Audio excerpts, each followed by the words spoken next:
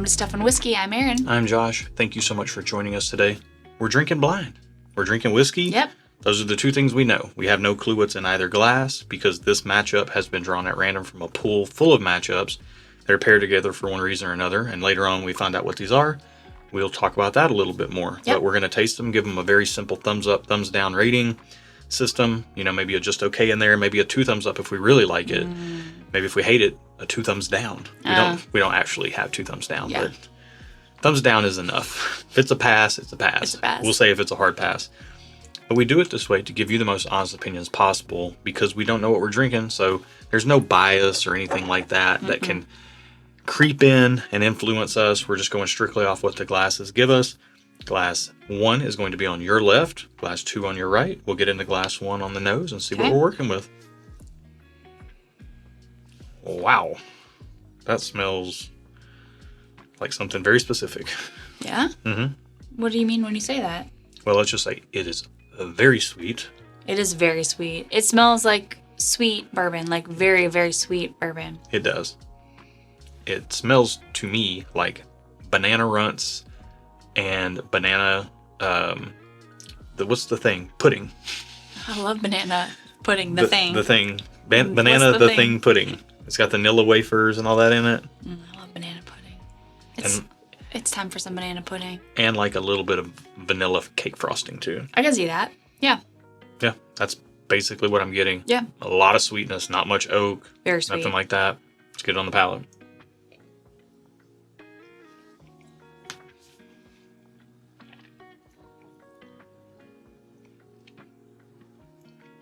Okay. That's coming through with a little bit of punch. A little bit. More than I expected. Yeah. The after, like the finish is pretty sweet. I need a second for sip. As you usually do. Actually, pardon me, I kind of almost swallowed it wrong. It almost went down the wrong pipe. So I'm actually going to probably need a second first sip as well because that was not what I was expecting. Okay. Second first sip is the actual true first sip. I always say the first sip is your acclimation sip. Use it to get acclimated to what it is you're drinking. If it's proofy, you can get acclimated to the proof. The second sip is where I actually can taste things. That tastes very good. It tastes very sweet.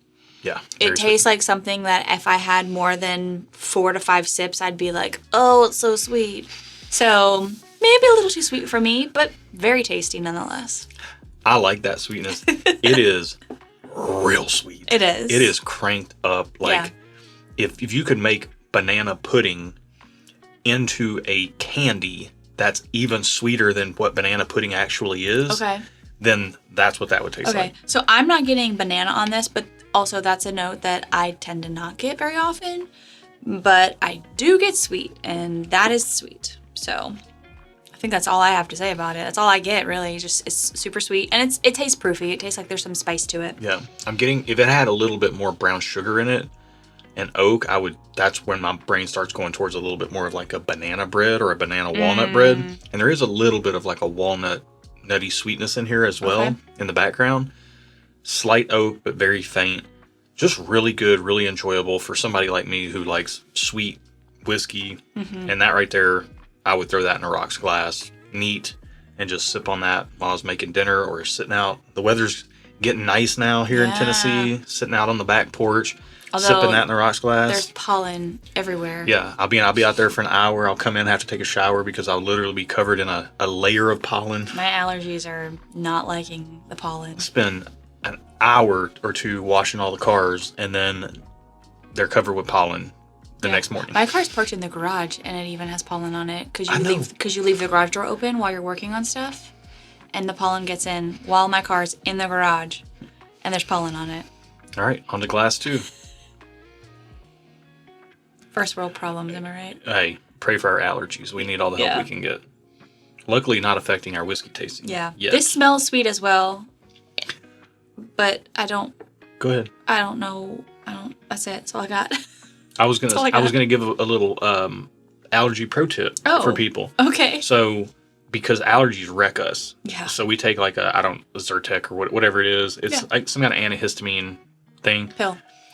And so take it in the morning and during blooming season right now we take it at night as well. This Well, hold on. We are not Seek medical your professionals. medical professionals' advice. This was medical advice given to me by my allergy doctor to me. Yes, that I then co-opt. That he now is doing as well. So it's working well. Do that at your own risk.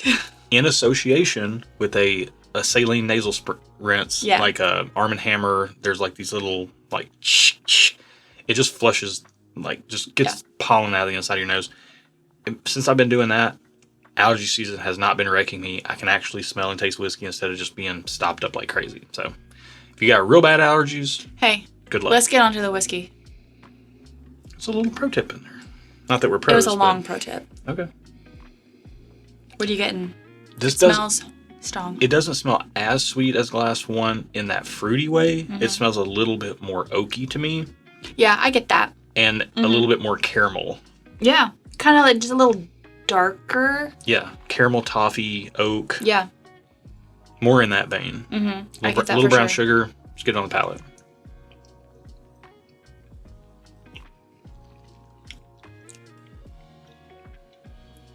Oh. That's incredibly soft. It is. Like pillowy almost. Yeah. I need to try that again. That was like this is not a good analogy, but like, what are those puff pastry things where they look like they would be dense, but then you eat them and they're just like airy? A puff pastry? Is that what those are? I think. When you eat them and they're very airy, I would they're think just so. not much. Like, they're good and they have good flavor, but they're just so light and airy that they almost evaporate in your mouth. I mean, I would assume a puff pastry would fit that bill. That's what this is in whiskey. Yeah. It's like a bourbon puff pastry. Yeah, the finish does build a little bit, which is nice. But that first sip felt really soft, especially compared to coming off of glass one. I don't know if it would feel soft in isolation, but in comparison to glass one, it did feel a little soft. But the finish does build with my second sip. The finish is sticking around a little longer. Yeah, the finish definitely builds on the second sip. Not as sweet as glass one. Not as sweet, more oaky. Everything carries from the nose to the palate. I kind of like that. Caramel, toffee, oak, barrel spice, which to me, the way I relay that is like, it's almost a black pepper sensation without the flavor of black pepper. Okay. Like the prickliness that black pepper gives. If you have a heavy black pepper dish, I love black pepper. You get that kind of feeling on the back of your palate. But without the flavor of it. Right. And I equate that to barrel spice because oak kind of it carries a little bit of barrel spice with it. I can see that. That feels more balanced, more smooth on the front half of the palate, if you would want to use that word. But then the back of the palate really does ramp up. It feels like one is kind of all sweet and tapers off on the finish. Two approaches a little softer and then builds up on the finish. I wouldn't say one tapers off on the finish. Okay. But Yeah, I think this is a good matchup. yeah. I've cleared my palate, so I'm going to go start with glass 2 now and go back to glass 2 first and then glass 1. And while Erin's doing that, I would be remiss not to tell you about our Patreon community. If you're looking for a really good community of people who love good whiskey, are down to help each other find bottles, share samples, that's where we release our barrel picks as well through Patreon. And all that bottles helping and sample swapping goes down over on Discord, which is linked to our Patreon. That's how you can get access to that. That's our online home. We're not on Facebook. We don't have a group on there. Everything is through Patreon and Discord. Fantastic community. If you are into whiskey because you care about having pours with good people and enjoying community, you should be on our Patreon. Little as $3 a month. And then also, like I said, we release our barrel picks over there. And we have a lot of really great barrel picks coming up. We've already released a bunch of good ones this year. Got a ton more good ones coming up. So you won't want to miss out on that. Yeah. That was nice. Lovely. Yeah. Nicely said. Do you want me to tell you some thoughts along the way or nah? Okay. So going back to glass 2, it kind of feels simple. It doesn't feel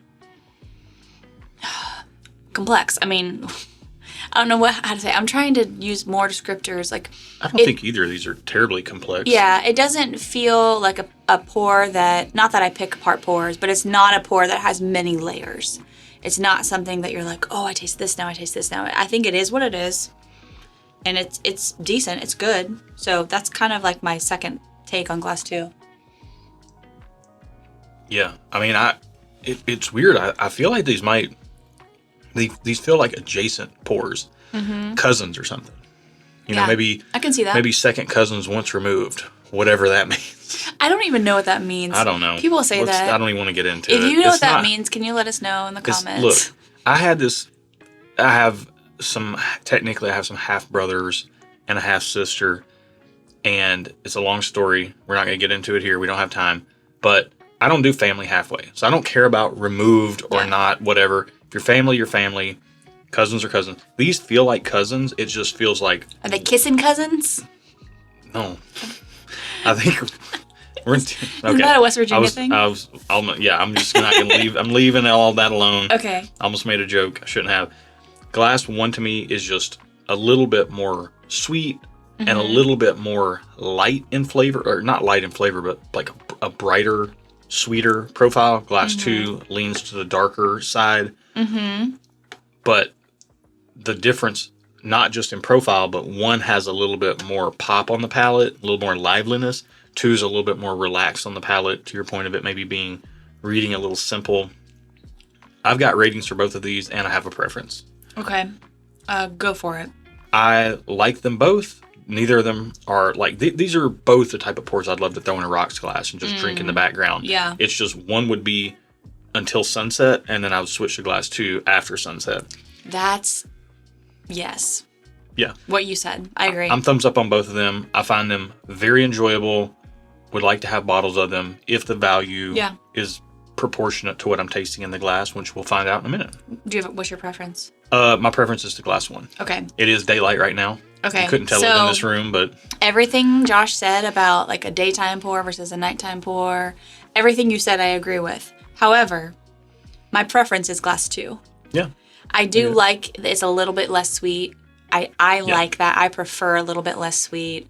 It is a little darker in the flavor profile. I like that more than I like lighter flavor profile whiskey anyway. So that tracks. But everything he said I agree with. But it's interesting that what you said is I'm like 100%, 100%, 100%. Until we get to which one you like better. I'm like, oh, I like the other one better. Yeah. But for the same reasons. I like sweeter things, sweeter pours than you do. So all the math checks out. Yeah. All the maths. Yeah. Let's find out pricing and see if that changes how we feel about anything. So in our key... Did I say I'm thumbs up on both? We're both thumbs up on both. Yeah, I don't think I did. I prefer 1, you prefer 2. Yeah. It's close. It's just a difference. I mean, again, check in with me. We're recording this at 5 o'clock. Check in with me in like 3 hours. I probably would prefer glass 2. Yeah. Okay. Number 33 in our pool, glass number 1. What is the price? Oh, wow. It's $35. That feels spot on, yeah. right? Honestly, for $35, that tastes pretty good. Yeah. Oh, man, I almost want to go 2. I'm considering... I don't have to have it, so it's hard for me to go 2 thumbs up. Yeah. It's good. It's not great. 2 thumbs up is great to me. Yeah. What's glass number 2? Also $35. These are good, man. These are value. Like, I'm staying thumbs up to your point. Like, I don't have to have a bottle of either of these. That being said, what I am tasting for the price of $35, if these are both available at $35. Right. So we list things at SRP. Yeah, you're going to need that in a second. Oh, yeah, the suggested retail price. So if these are both available at $35, great value buys. You can drink them neat, like to your point, on the rocks. You can mix these in cocktails and not feel like you're wasting all your expensive whiskey. I think both of these would hold up nicely in cocktails. Yeah. All right. Very versatile bottles. Yeah. Really high value. Very strong thumbs up. Yeah. Based on value. Yeah, 100%. But just good solid thumbs up based on being enjoyable, good sipping pours. Yeah. Let's find out what we're drinking. I liked glass 1 better. You like glass 2. We're pretty close on everything. Let's just find out glass 1. Number 33 is... Jack Daniel's Bottled in Bond. Really? It's 100 proof. Wow. Okay, so the Bottled in Bond is the duty-free travel exclusive or the military base class. Okay. Wow. It okay. tasted... Tastes like Jack Daniel's, yeah. So my first impression of it felt hotter than 100 proof. Going back to it, when we did our second pass, it did feel less proofy. So we just had this in a blind head-to-head a few weeks ago against Jack Daniel's Bonded, and that played out differently. Well, no, it didn't play out differently in the sense that I really liked Jack Daniel's Bottled in Bond. What's glass number 2? Well, this is Jack Daniel's Bonded. Did we duplicate? Did I duplicate? The math checks out. I don't know. Oh. The bottled and bond is thanks to Barry Hawk. Yeah. And we have the bonded. The maths. So why do we have this in here twice? I don't know. Maybe because, I bet I know what it... So this is our blind sample pool. This is so funny.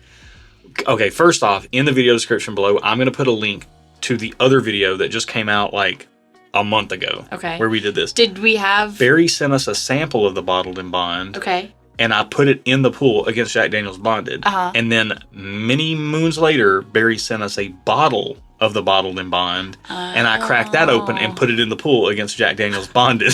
So we have a sample and then another sample from another bottle of bottled and bond. So we have two different samples of bottled and bond versus the same sample of bonded? Yes. Okay. So this is crazy because... Wow.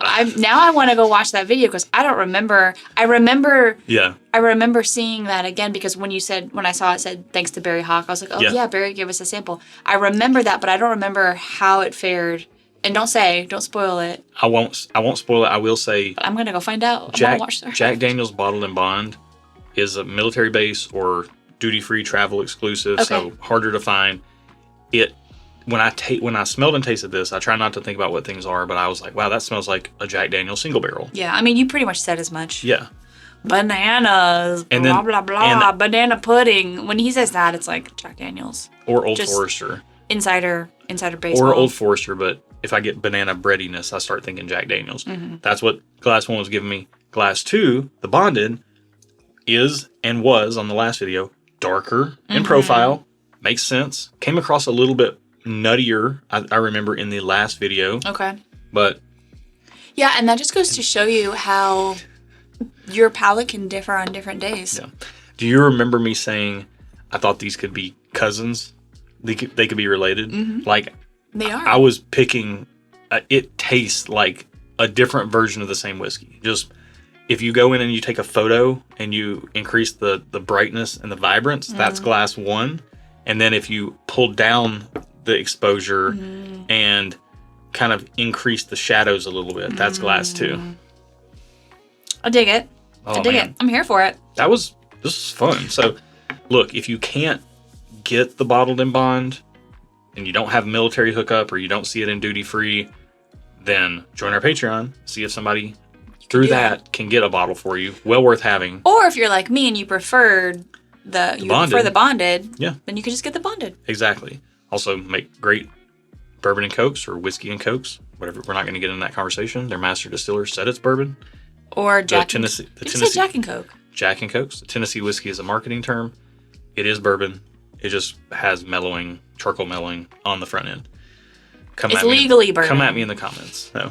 The government almost made them call it bourbon. Jack Daniel's lobbied with money dollars to make it happen. So sometimes we accidentally call it bourbon and not Tennessee whiskey. And I have been corrected for that. And no, you shouldn't be, because that's what it is. I have been. Also, not only did their master distiller say that it was bourbon, but we're both squires. We're both Jack Daniel's squires. We are. So who would know better than us? Whatever that means. All right, let's wrap this train Fun fact, though, we are both squires. Wrap this package up. Get this train a-moving, or whatever the saying is. Something like that. Let's finish this. Head them up, move them out. Yep. Let's go. Okay. Thanks for watching. Yes. This was fun. Be good to each other, y'all. And until next time, cheers. Cheers. I thought you'd mess up the pool. No. And I didn't want to... They taste exactly like what you said they were. I didn't want to say it on camera, and I was like, did you forget I knew that's what you thought. Change something? No. Could you see it? Could you see it? Well, I just knew as soon as you said that, and with the recency of the other video, I knew that that's what you would think. Yeah. Because I did it one time in 4 years. I forgot to change. But no, I remember Barry sending the sample, me putting it in a head-to-head, and then I remember getting the bottle and opening it and putting it in a head-to-head. But here's what I don't do. I never, ever go into the pool to see if we already have it. And look at all the matchups to see if anything's already in there. That's smart. I have to forget about the matchups. And one you did, and that's great. Clearly. But now I kind of actually want to go watch that other video to see what I said about it the first time. Because I don't remember what I said about it the first time.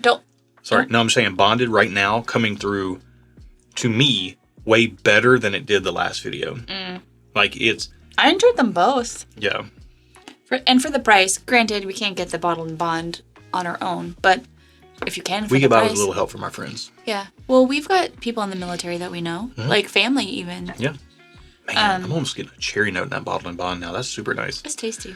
I like that. And it's $35 for a liter. Oh. A liter of cola. Dang, do you know?